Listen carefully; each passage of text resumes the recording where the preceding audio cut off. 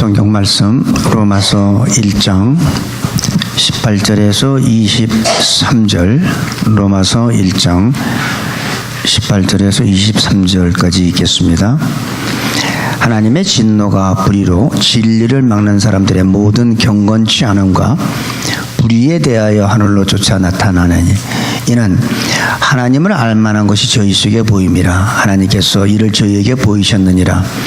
창세로부터 그의 보이지 아니하는 것 곧 그의 영원하신 능력과 신성이 그 만드신 만물에 분명히 보여 알게 되나니 그러므로 저희가 핑계치 못할지니라. 하나님을 알되 하나님으로 영화롭게도 아니하며 감사치도 아니하고 오히려 그 생각이 허망하여지며 미련한 마음이 어두워졌나니 스스로 지혜 있다 하나 우준하게 되어 썩어지지 아니하는 하나님의 영광을 썩어질 사람과 금수와 버러지 형상의 우상으로 바꾸었느니라. 아멘. 우리가 이 사람, 인간을 우리가 과연 무엇이라고 생각할 수 있겠습니까? 많은 사람들은 만물의 영장 또는 하나님께서 창조한 피조물 여러 가지 이렇게 얘기를 하는데 성경에서는 인간을 갖다가 죄인이라고 얘기합니다. 내 자신을 봐도 그렇고 다른 사람의 모습을 봐도 우리가 죄인이라는 것 외에는 사실 할 말이 없어요. 물론 도덕적으로 좀 선한 사람이 있고 조금 덜 선한 차이가 있을 뿐이지 모든 사람은 다 죄인이다라는 것을 우리가 부인할 수가 없습니다. 근데 우리가 죄에는 두 가지가 있습니다.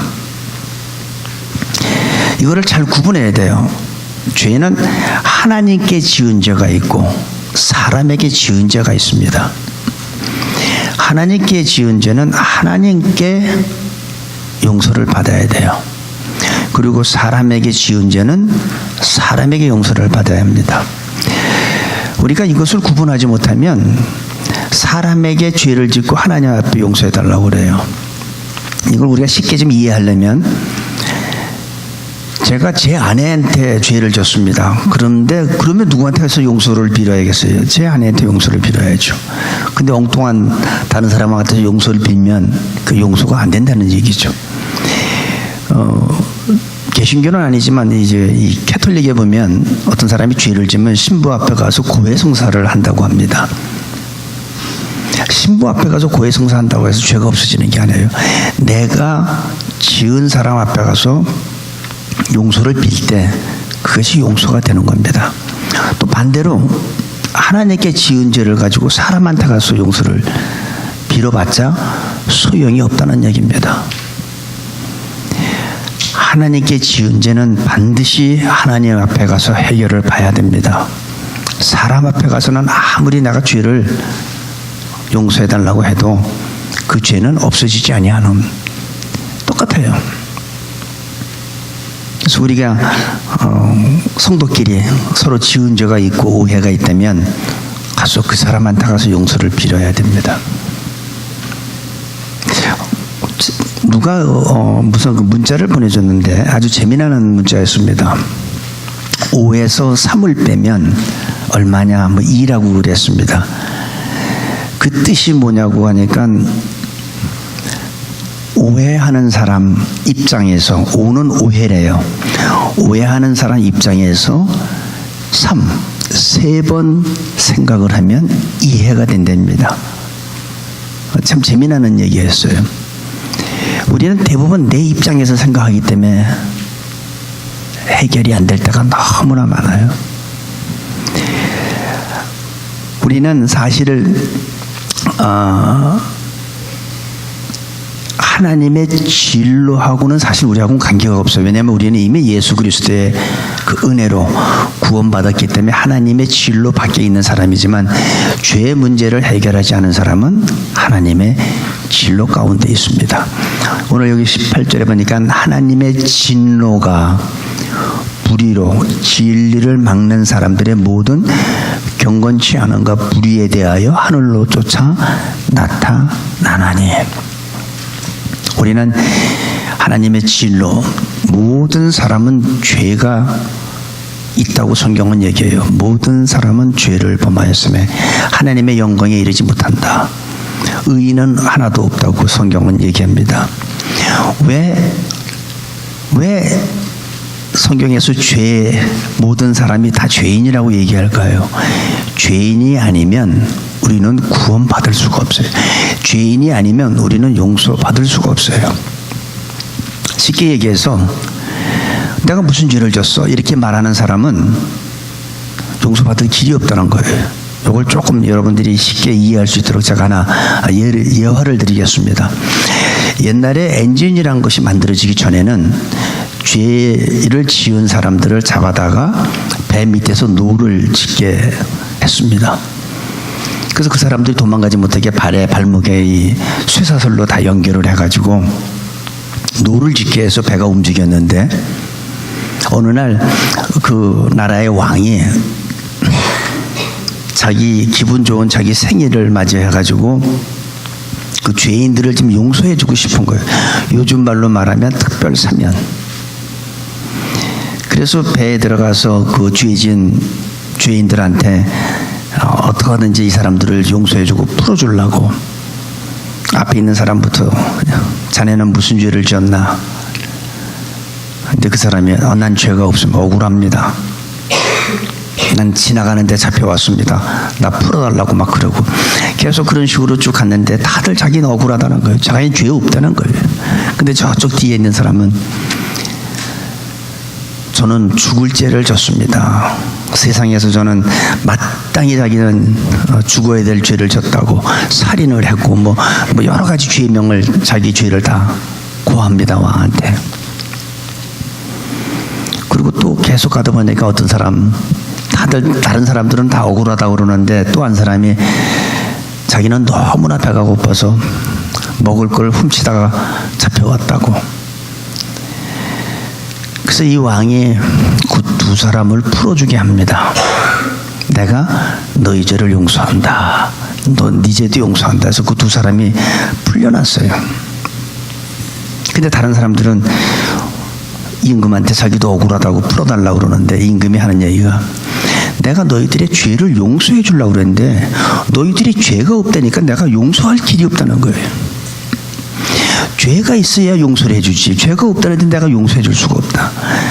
여러분, 우리가 하나님 앞에 지은 죄는요, 내가 죄인이라고 고백할 때 용서받는 거지, 난 죄가 없습니다 하면 하나님은 용서해 줄 수가 없어요. 그래서 성경에서는 모든 사람이 다 죄인이라는 거예요. 내가 죄인이라는 걸 고백하라는 거예요. 그러면 하나님께서 용서해 주고 구원해 주시겠다는 겁니다. 모든 사람이 죄를 지었기 때문에 하나님의 진로 아래에 있어요. 그래서 내가 죄인인 걸 먼저 고백할 때 하나님의 용서가 있고 하나님의 진로 바깥에 있게 되는 거고 하나님의 심판이 우리한테서 사라지는 거예요. 여기 보니까 18절에 보니까 진리를 막는 사람들의 모든 경건치 않은 것, 경건이란 단어가 나오고 그 다음에 불의에 대하여, 경건한 것과 불의라는 두 단어가 나오는데 경건한 것은 다른 말로 얘기하면 우리가 하나님께 지은 죄, 영적인 죄, 다른 말로 원죄라고 우리가 생각하면 됩니다. 그리고 거기 불의에 대하여, 불의는 뭐냐면 도덕적, 윤리적인 죄를 얘기해요. 세상적인 죄를 얘기합니다. 대부분 사람들은 경건치 못하기 때문에 쉽게 죄를 범해요.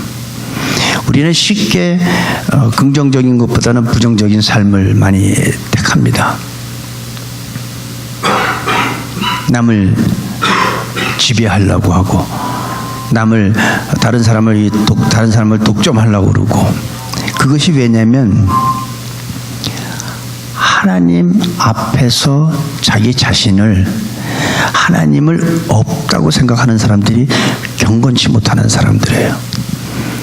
시편 14편 1절에 보면 그런 말이 있습니다. 어리석은 자는 하나님이 없다, 이렇게 얘기를 해요. 바로 그런 사람들이 경건치 못한 사람들입니다. 모든 본질적인 죄, 그것이 바로 경건치 못한, 하나님을 부인하는 것. 경건한 것은 사실은 하나님을 영화롭게 하고 하나님께 영광 돌리고 하나님께 순종하는, 하나님은 거룩하다는 걸 인정하는 겁니다. 근데 사람들은 이상하게 하나님을 왜 부인할까요? 우리 인간은 태어나기를 죄의 성품을 가지고 태어났어요. 그래서 어디 가서든지 우리가 배우지 않으면 우리는 몰라요. 그죠? 배우지 않은데 여러분들이 할 수 있는 게 뭐가 있을까요? 죄 가르치는 학교도 없고 죄 가르치는 부모도 없어요. 그런데 죄는 어떻게 잘 집니까? 타고나기를, 죄의 성품을 가지고 타고났기 때문에 아무도 가르쳐주지 않아도 우리는 죄를 너무나 잘 짓죠. 태어나기를, 죄의 성품을 가지고 태어났기 때문에. 그래서 인간은 악합니다. 죄의 결과는 로마서 6장 33절에 보면 죄의 삭선 사망이라고 그랬어요. 죄의 결과는 하나님의 진로입니다. 죄를 하나님 앞에서 해결하지 않으면 그 죄는 없어지지 않아요. 우리가 이 세상 죄는 내가 죽으면 어떻게 돼요? 죽으면 그 피의자가 죽었으니까 공소권 없음해서 이 마무리 짓죠. 근데 영적인 죄, 하나님께 지은 죄는요, 내가 죽어도 그 죄는 없어지지 아니에요. 히브리서 9장 27절에 보세요. 사람이 한번 죽는 것은 정하신 것이요, 그 후에는 하나님의 심판이 있으리니. 하나님께 지은 영적인 죄는 내가 죽어도, 세상적인 죄는 죽으면 공소권 없으므로 이게 수사가 마무리되지만 영적인 죄는 내가 죽어도 없어지는 게 아니에요. 하나님 앞에 가서 죄의 심판을 받아야 돼요. 그래서 반드시 죄의 문제는 해결해야 합니다. 인간들은 하나님을 거부합니다. 하나님을 존경하고 하나님의 거룩성을 인정하고 하나님 앞에 영광 돌리는 삶을 살아야 하는데, 대부분 사람들이 어떻게 해요? 하나님을 마음에 두기를 싫어해요. 거기 18절, 19절, 20절까지 보겠습니다. 이는 하나님을 알만한 것이 저희 속에 보임이라. 하나님께서 이를 저희에게 보이셨느니라. 창세로부터 그의 보이지 아니하는 것들, 곧 그의 영원하신 능력과 신성이 그 만드신 만물에 분명히 보여 알게 되나니, 그러므로 저희가 핑계치 못할지니라. 사람들은 하나님의 존재를 인정하지 않고 자기 마음에 두기를 싫어합니다. 한마디로 해서 하나님이 내 삶에 간섭하는 걸 싫어해요. 내가 원하는 대로 살길 원합니다. 그것이 가장 큰 죄예요. 하나님을 내 마음에 두길 싫어해요. 하나님이 내 인생에 개입하는 걸 싫어해요. 그게 바로 큰 죄고 영적인 죄고 그게 바로 원죄예요. 그래서 요한복음 16장 8절 9절에 보면 그런 말이 있어요. 성령께서 오셔서 하시는 일이 있는데, 성령 그가 오시면 죄에 대하여 의에 대하여 심판에 대하여 책망하시리라. 그리고 9절에 뭐라고 하냐면, 죄에 대하여라면 저희가 나를 믿지 아니하며. 예수님을 안 믿는 게 죄예요. 이 세상에서 도덕적 윤리적인 죄, 그걸 떠나서 근본적인 죄는 뭐냐면, 하나님께 우리가 짓는 죄는 하나님의 말씀에 불순종하는 것도 죄지만 예수님을 믿지 않는 게 바로 성경은 죄라고 얘기를 합니다. 그것이 죄의 본질이에요. 하나님을 내 인생에 연관시키려고 하지 않습니다. 하나님의 내 인생에 개입하는 거 싫어요. 내 인생은 내가 알아서 해. 그러니까 그 사람들은 하나님은 없다라고 해요. 하나님을 인정하기 싫어해요. 하나님을 믿어? 내 주먹을 믿어. 얼마나 그런 사람들이 많습니까? 그것이 바로 성경에서 말하는 죄입니다. 모든 사람이 다 죄를 진 거예요. 근데 그 죄는 사람한테 가서 해결할 줄 아니라 반드시 우리가 죽기 전에 하나님 앞에서 해결해야 될 죄입니다. 하나님이 용서하지 않으면 그 죄는 그대로 남아있고 이 다음에 우리가 죽어서 하나님의 심판대 앞에서 그 죄의 값을 치러야 돼요. 죄는 여기 보니까 20절에 보니까 창세로부터 그의 보이지 아니하는 것들 곧 그의 영원하신 능력과 신성이 그 만드신 만물에 분명히 보여 알게 되나니 그러므로 저희가 핑계치 못한다 했어요. 난 하나님을 아무도 나한테 하나님을 얘기한 사람이 없었습니다. 그 누구도 나한테 하나님에 대해서 얘기한 사람이 없었습니다. 그런 얘기가 안 통한다는 얘기예요. 하나님께서 만드신 우주 만물에 분명히 거기에 하나님의 신성이 있다는 거예요. 하나님의 능력이 있다는 거예요. 다시 말해서 그 무슨 다른 말로 얘기하면 뭐예요? 하나님의 창조한 것들을 보면 우리가 하나님을 부인할 수가 없다는 거죠. 어떻게 그것이 자연적으로 만들어졌겠습니까? 핑계치 못할지니. 그런데 사람들은 어떻게 해요? 태양을, 하나님이 만드신 태양을 보고 태양 신이라고 만들 줄 알아요. 하나님 만든 우주 만물을 보면서 그것을 보고 위대하신 하나님, 능력의 하나님을 우리는 찾아야 되는데 우리 마음에 하나님 두기를 싫어해요. 그리고 오히려 하나님이 창조한 그 우주, 이런 하나님이 창조하신 모든 것들을 보고선 사람들은 오히려 하나님을 찾지를 않습니다. 근데 오늘 말씀에서 뭐라냐면 결단코 핑계치 못한다고 그랬어요. 핑계댈 수 없다는 거예요. 우리 안에도 19절에는 이는 하나님을 알만한 것이, 하나님을 알 수 있는 것이 우리 속에 있다고 그랬어요. 하나님께서 우리 속에 양심이란 걸 뒀다는 거예요. 그런데 우주 만물도 있지만 우리 가운데도 다 하나님을 알만한, 저는 제가 가끔 생각하는 게 하나님은 어쩌면 나를 이렇게 잘 만드셨나 하는 생각을 해요. 뭐가 이렇게 날라오면 나도 모르게 눈을 깜빡하고 스스로 방어하게 만들었어요. 눈을 보호하게. 여러분 샤워하든지 목욕탕에 가면 이 살이 쭈글쭈글하게 이게 불잖아요. 그죠? 근데 이 혀는요 항상 촉촉해도 불칠을 안 해요. 얼마나 잘 만들었습니까? 어떻게 그게 우연히 그 부위별로 다 다르잖아요. 세포가, 조직이. 어떻게 그렇게 잘 만드셨는지. 그게 어떻게 하나님이 없다고 그걸 우리가 얘기를 할 수 있습니까? 우리 안에도 하나님을 알만한 것이 있고 하나님의 창조하신 모든 것에도 있다는 거예요.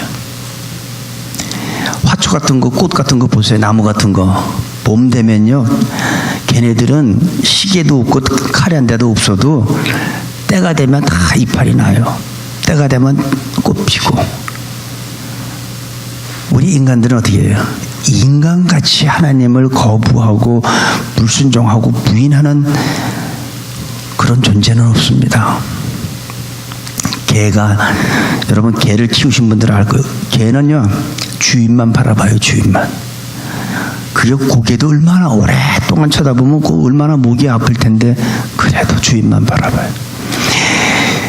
우리 인간이 하나님을, 개가 주인을 쳐다보는 거에 한 10분의 1만 쳐다봐도 하나님이 얼마나 기뻐하실까.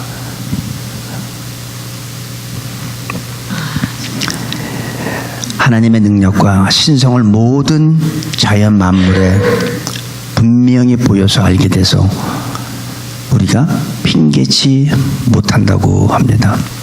그래서 우리들의 이 죄는요, 죄는 싸울 수도 있고 죄는 씻어낼 수도 있어요.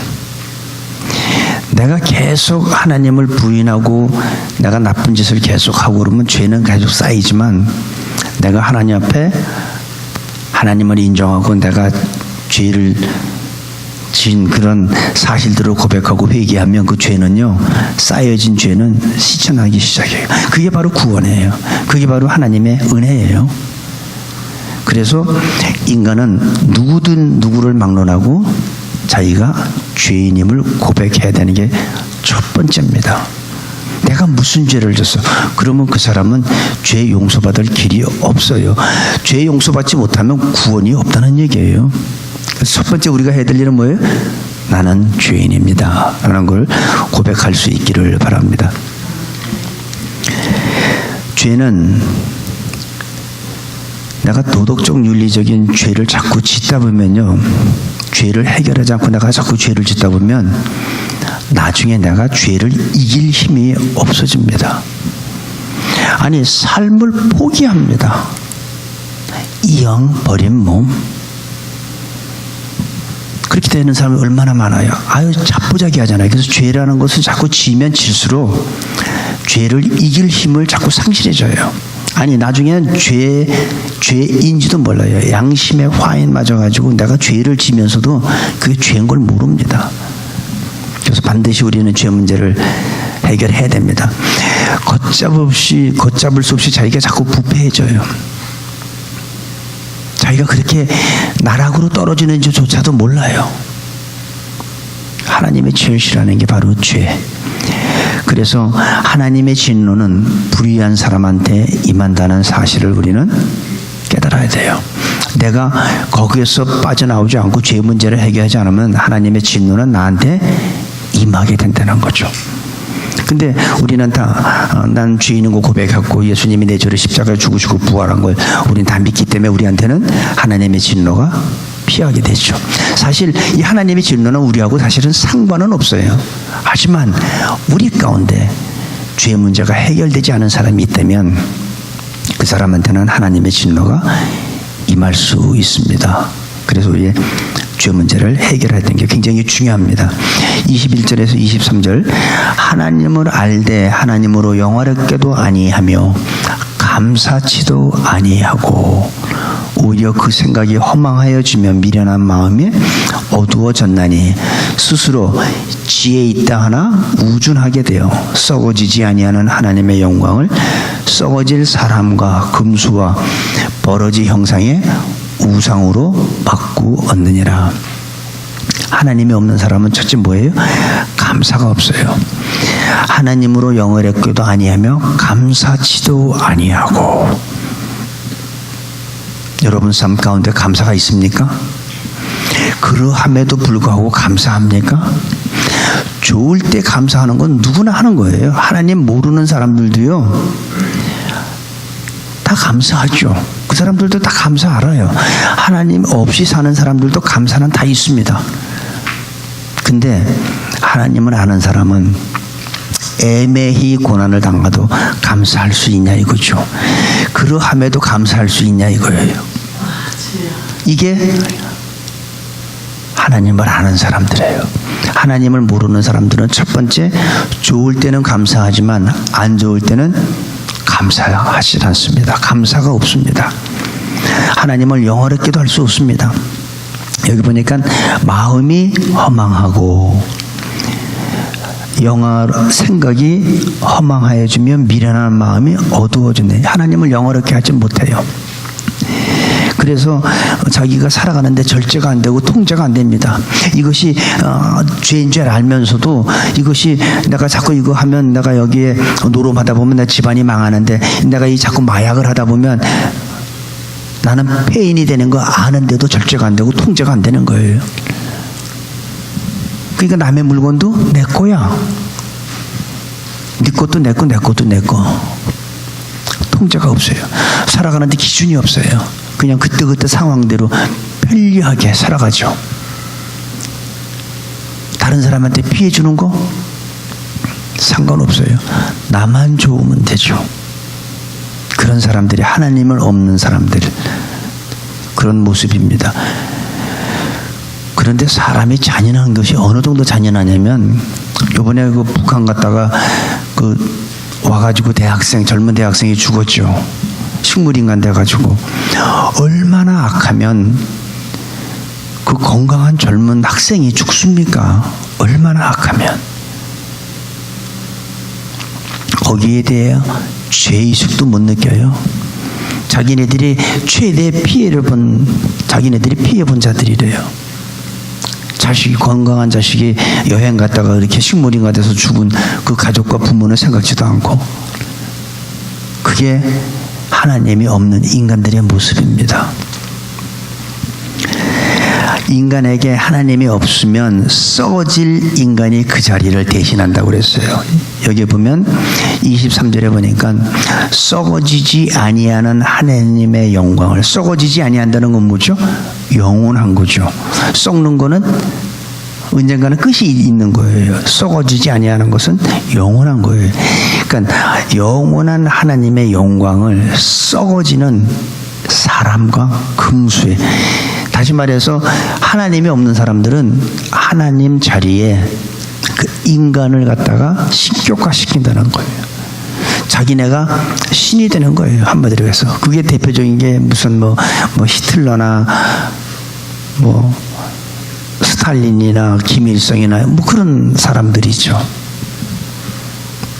그런 사람들이 자기를 신격화하면서 얼마나 죄 없는 사람들을 죽이고 힘들게 합니까?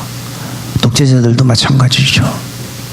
근데 그런 사람이 있는가 하면 또 다른 부류는 뭐냐면 짐승을 갖다가 신같이 취급해요. 옛날에 보면 우리가 사도행전에 보면은 이제 14장에 가보면 바울과 바나바가 어떤 안진뱅이를 고치는 사건이 일어나죠. 그때 그 사람들이 뭐라 하냐면 신이 사람의 모습으로 왔다 해가지고 바나바는 스스라고 그러고 바울은 허메라고 이렇게 합니다. 그 스스가 뭐냐면 제우스 신을 얘기해요. 그래서 헬라 문화에서는 이 사람을 신으로 많이 했어요. 사람을. 그래서 이 인간들을 갖다가 신격화 시켰어요. 험에는 머큐리라고 하죠. 이제 그런 걸 가지고 이 사람을 신격화해서 바울이 아데네에 가서 전도하러 갔다가 알지 못하는 신이라는 걸 보고 바울이 그걸 이용해서 복음을 전합니다. 내가 저 알지 못하는 신에 대해서 너에게 얘기해 주마 하고. 그 헬라는 인간을 신으로 많이 섬겼어요. 근데 애굽은요, 짐승을 가지고 많이 신을 만들었습니다. 뱀, 무슨 뭐 원숭이, 소. 그래서 출애굽할 때 이스라엘 백성들이 애굽에서 430년 동안 노예 생활하면서 배운 게 뭐예요? 신. 모세가 시내산에 가서 하나님의 계명을 받으러 갔을 때 그들이 한 게 뭡니까? 금송아지 만든 거예요. 그게 신. 애굽 사람들은 짐승을 신으로. 지금도 지구상에 보면 얼마나 굶어 죽으면서도 소를 못 잡아먹잖아요. 신이라고. 지금도 있어요. 이 짐승을. 그러니까 썩어지지 아니하는 하나님의 영광을 썩어질 사람과 금수와 버러지 형상의 우상으로 바꾸었느니라. 이게 하나님을 모르는 그 인간들이 하는 짓이에요. 사람을 신으로 섬기는가 아니면 짐승을 우상으로 섬기는, 그게 하나님이 없는 사람들이에요. 저는 일본이란 나라가 그래도 꽤 문명이 발달한 나라고 경제적으로도 부유하잖아요. 그런데 일본 사람들이 이 종이에다가 빨간 글씨로 쓴 거 부적이라는 거를 갖고 다닌대요. 그게 이해가 되나요?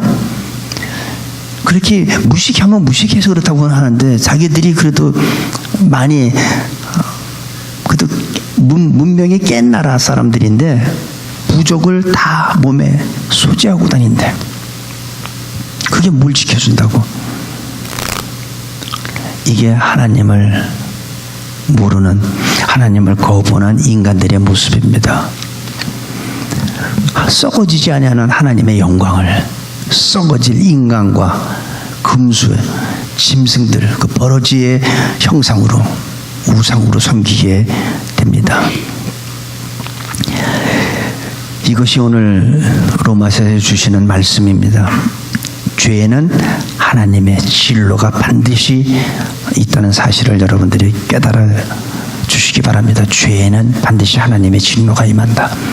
하지만 복음에는 하나님의 의가 나타나죠. 하나님을 믿는 사람에게는 영생이 있고 생명이 있고 심판이 사라지고 저주가 사라집니다. 그래서 로마서 6장 33절에 죄의 대가는 사망이에요. 죄의 대가는 하나님의 심판이에요. 그런데 하나님이 있고 예수 그리스도를 믿는 사람에게는 영생, 생명, 저주가 사라지고 심판이 사라지는 축복이 있습니다. 예수님의